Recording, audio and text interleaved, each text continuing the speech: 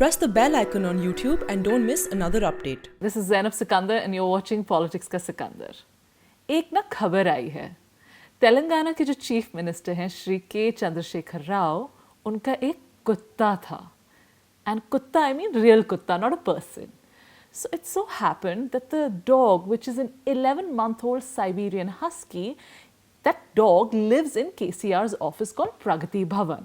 And it so happened that the 11-month-old Siberian husky fell sick. Now, when the dog fell sick, he was taken to two veterinarians who run their own private animal clinic in Banjara Hills.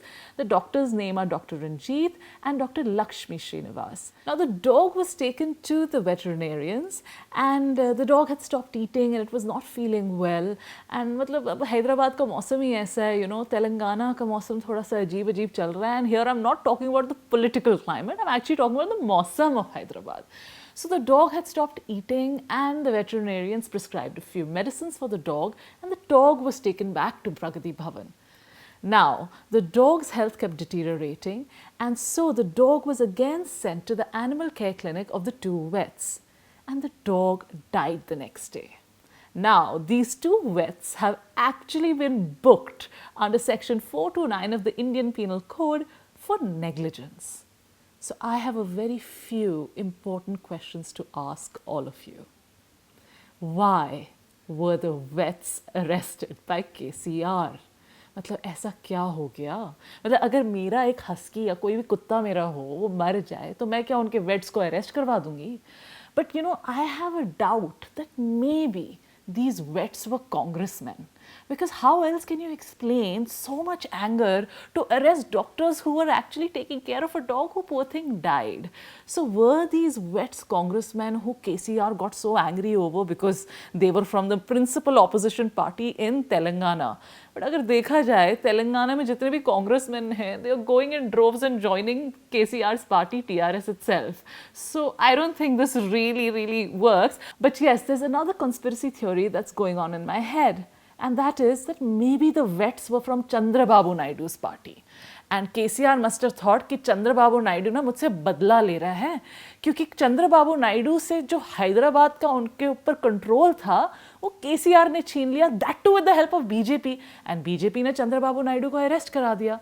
तो ये चंद्रबाबू नायडू का ना ultimate revenge था कुत्ते की मौत. मतलब actual कुत्ते की मौत हो गई है यहाँ पर. I mean, the euphemism has actually come true, but in the literal form, in the form of the poor 11-month-old Siberian husky. But let's not get ahead of ourselves with all the conspiracy theories.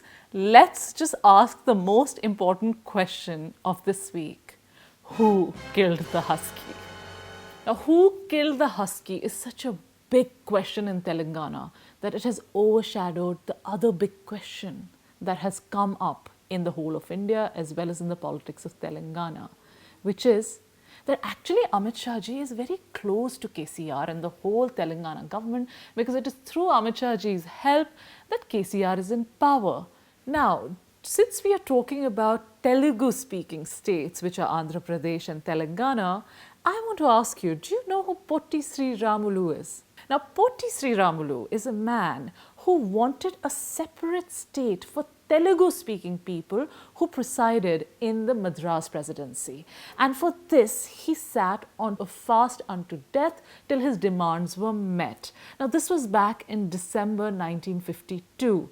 Now, unfortunately, while he was fasting for this demand to be met by the Indian government, he died. And his death sparked off riots. And immediately after his death, 3 days later, Jawaharlal Nehru announced the formation of Andhra. India में ना सारे dots ऐसे connect होते हैं, मतलब उफ माशाल्लाह, मतलब हर चीज़ हमारी जो आज हम जी रहे हैं, it is connected to our past. इतिहास उठा के देख लो आप इंडिया का. Imagine अगर मैं एक हस्की की डेथ को KCR से और KCR को चंद्रबाबू नायडू से, उन दोनों को अमित शाह से, उससे हिंदी की इम्पोजिशन जो अमित शाह जी लाने वाले हैं और उसको मैं समझाऊं आपको आंध्र प्रदेश के फॉर्मेशन से, सो आप समझ सकते हैं कि इंडिया का इतिहास कितना लेयर्ड है और कितना कॉम्प्लिकेटेड है. मतलब इंडिया का लैंग्वेज डिबेट इतना कॉम्प्लिकेटेड है कि अभी जो राखीगढ़ी में एक महिला का स्केलेटन मिला है ना, उससे भी पूछा जा रहा है कि बता दो भैया तुम भारतवर्ष से हो या कहाँ से हो, और अगर भारतवर्ष से ओरिजिनली हो तो लैंग्वेज कौन सी बोलते थे? हिंदी, हिंदू, हिंदुस्तानी बोलते थे क्या तुम लोग? क्या बोलते थे? मतलब we are picking up skeletons from our past to even figure out where we are from, what we used to talk, what we used to speak, how we used to live. So major identity, sort of crisis where we're trying to figure out what was our past and who we really are. But the fact of the matter is, India is a very diverse nation. और आप इस diversity को जितना मिटाना चाहेंगे ना, ये उतनी ही कॉम्प्लिकेट होती रहेगी. And please don't forget the language debate is so old in India. ये रायता इतना फैल चुका है पहले भी कि you can't imagine that what it can do, the implications it has in 2019 if we are trying to impose only one language in a diverse nation like India. Basically, Amit Shah ji का जो Hindi imposition का idea है, where he's saying that he wants to impose a one nation, one language, and the one language being Hindi onto the whole of India to connect the whole of India and unify it, it's a very oversimplified way of looking at the language identity that India has, which is why it is a very, very bad idea. Now, why is Amit Shah ji insisting on one language, one nation? I mean, does BJP ever want to win the South? If you pick up history of 1960s, you will realize that because of the language imposition that the center wanted to do in South, an entire political party was wiped out from South India just over the language imposition. And this is where I'll give you a bit of a historical background. Now, essentially, when India was partitioned and the Constitution of India was being made, there was a hugely divisive and a hotly debated issue, which was the language debate, as in which language should be the national language of India. At that time, it was decided that there should be two official languages of India, which is Hindi and English. Now, the Constitution of India came into effect on 26 January 1950. It was decided by our constitution makers that after 15 years, which is 26 January 1965, Hindi will become the sole official national language of India. Now, it so happened that when 26 January 1965 approached, the Hindi agitation momentum really took off in South India. On 25th January 1965, a huge riot broke out in Madurai, and all of the students came out, and there was unabated rioting for 2 months. Official estimates say that 71 people died in it, including 2 policemen. And they essentially agitated that we do not want Hindi imposed on us. Our language is Tamil. Because this was essentially a Madras-led agitation, like it was across Madras, this agitation. So essentially they said that we want to continue speaking English as well as our own mother tongue, and we do not want Hindi imposed on us. Now, this agitation actually made a huge difference, because at that time, the Congress government in Madras, they actually brought in paramilitary forces to quell this agitation. So in 1967, when elections happened, Congress was routed from Madras and the DMK government came into power. It gave a new politics to South India just over the language debate. In fact, Shastri ji, who was that time the Prime Minister, assured Madras that they are not going to have to speak Hindi. Hindi won't be imposed on them, and they can continue to converse and communicate in English as well as their mother tongue, as long as they were happy with it. It also led to the Indira Gandhi government amending the Official Languages Act in 1967 by saying that Hindi and English are the official languages of India. And this is where India's virtual bilingualism that exists till date happened, because basically at that time it was decided that let Hindi and English be at par with each other in India. So, if Amit Shah ji and BJP want to have an impact in South India and they want to enter South India politically without really allying with other southern parties, they need to keep in mind that the more they talk about Hindi imposition, the more they lose ground in South India. Matlab, now, even Sabarimala can't help Amit Shah ji if he tries to do this in South India, wherein he's trying to impose Hindi on South Indians. I mean, even Ayappa will be like, niklo yahan se, niklo, kya kar rahe ho tum?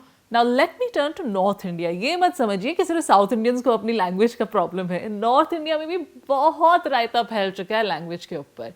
Essentially in North India, it was a Urdu versus Hindi issue. Now in the 18th century and the early 19th century, Urdu was essentially the literary language of North India. Now Urdu essentially was spoken as Hindustani. Some people even call it the Khadi Boli dialect. But Hindustani was spoken, which was a mix of Urdu and Hindi. And that was mostly spoken in all of North India. Now, some people, which are essentially the Hindus, they decided around the 19th century that we want to write our Hindustani in the Devanagari script, which is the Hindi script, okay? Whereas most Muslims and also some Hindus were like that we want to write Hindustani in the Urdu script itself.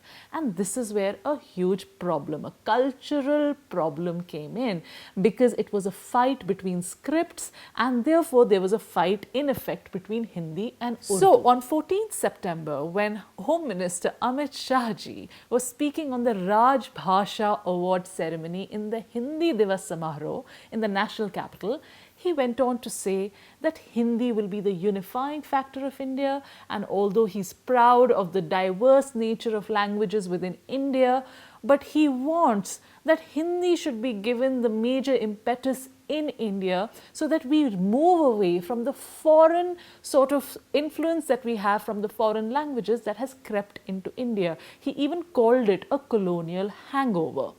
Now, when Amit Shah ji said that a national language is needed to unify India and to also remove the whole influence of foreign languages, South India mein, as usual, bawal mach gaya. In fact, the Dravida Munetra Kazhagam, which is basically DMK's MK Stalin, said that this is India, this is not Hindia. I mean, it was a great punchline, because what he essentially wanted to say that India isn't formed through a language identity. In fact, India is a diverse nation of many languages, and that's why it is India and not Hindia. In fact, MK Stalin also said that Hindi is not in the blood of the Tamil people. And Amit Shah ji just didn't stop at the disclaimers. He also made the mother of all controversial statements by saying that when he took over as the Home Minister, he got almost all his files in English, and now that he's Home Minister and a few months have passed, he gets 60% of his files in Hindi.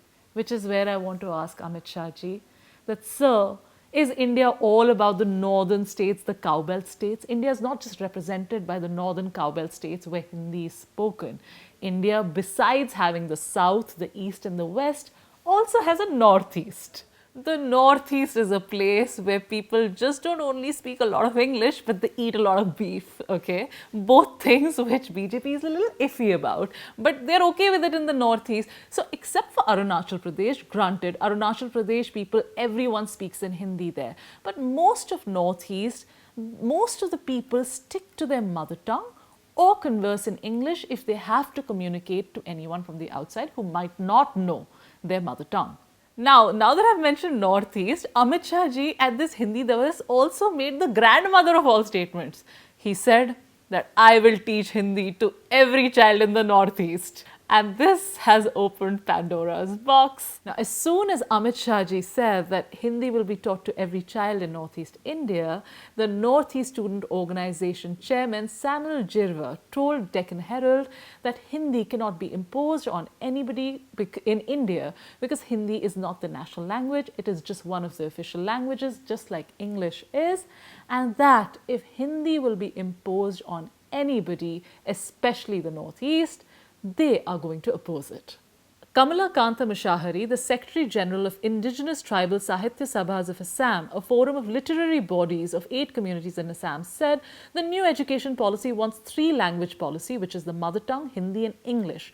But 4-language policy is best for a state like Assam. For example, a student from the Bodo community can learn Bodo in English first and then learn Hindi or Assamese. The All Assam Students Union, in fact, went on to say that Amit Shah's call for imposing Hindi on the whole of India shows his dictatorial attitude.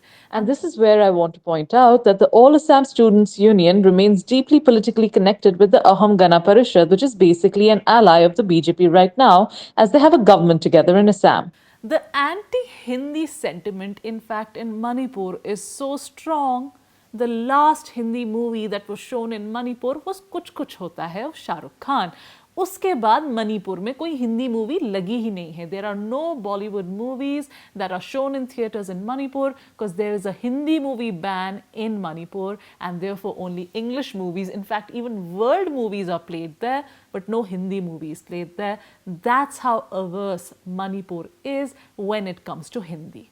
So if Hindi has to be imposed in all of India, especially places like the northeast and south of India, then I must say that Hindi will turn out to be that chicken bone. Sorry to all the vegetarians in the BJP, but Hindi will turn out to be the chicken bone that is stuck in BJP's gullet. They can neither chew it nor swallow it, and therefore it's a big problem that they are taking on. In fact, India cannot be boxed in one language, one identity, or one color. Unity in diversity is our strength. It's not just a cliche. But ठीक है यार, आप लोग ज्ञानी लोग हो, आपको जो करना है करो. हम तो खाना बदोश political commentators हैं, हम तो यहाँ बोल के निकल लेंगे. That's it for this week. Goodbye. Please follow us on YouTube, Instagram, Facebook, and Twitter. Have a good week.